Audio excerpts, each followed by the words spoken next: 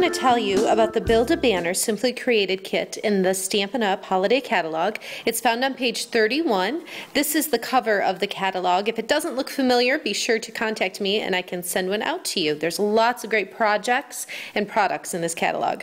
So I'm going to be quite honest with you. I did not fully grasp what was in this kit. I'm looking at the picture. I see that there's alphabet stencils. I see these patterns, the spritzers, some twine. I guess I didn't just really see the possibilities when I looked at just this. So in case you're like me in that regard, I want to show you the awesome projects you can make with this. So I am pulling in some extra scrap paper. I'm going to warn you, it's a little bit messy, but I think in the end worth the result. So these are the different templates. There is a chevron pattern, some stripes.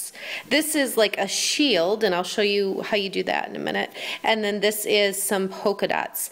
I did write front on the front of all of mine, just so that if I was working, I didn't grab one and come back to it and grab the opposite side and put the ink down so that it would make a mess on my project. So that's just a little tip for you if you want to take a Sharpie and write the word front on what you're going to use as the front. Now in the kit there are 3 different shaped banner pieces, and I'll show you the others in just a moment. I'm using the curved edge one here. I'm going to set it down on my scrap paper. I always want to use this with the rivets or eyelets up. You don't want to do it on the back. There's a different kind of coating on the back here.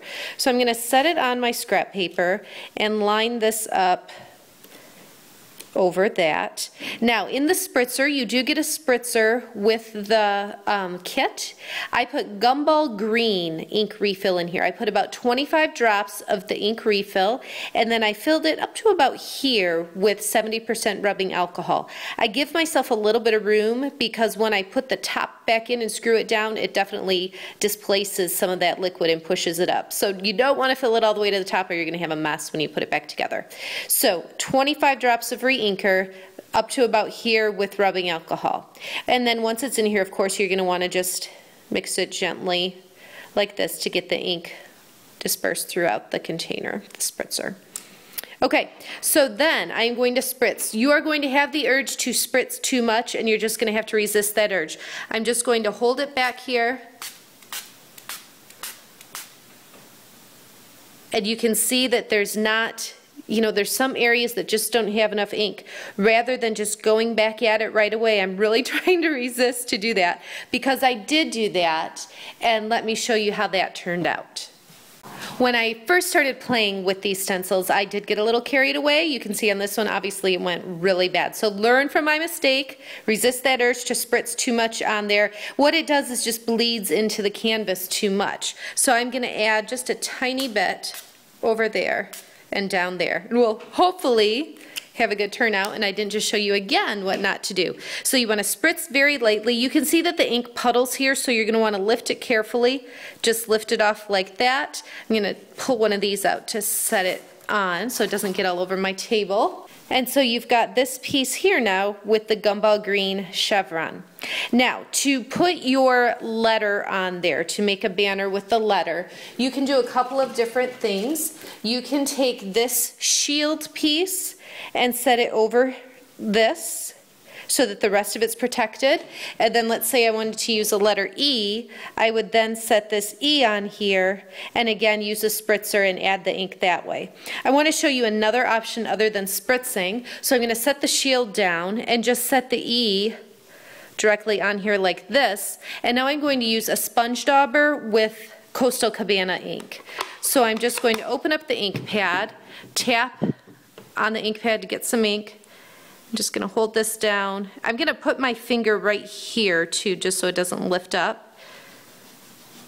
And I can just color in like this with the sponge dauber. So you can go back and add as much color as you want to make it as dark as you want. Just go like this just to show you the effect. And so you have your E on there like that.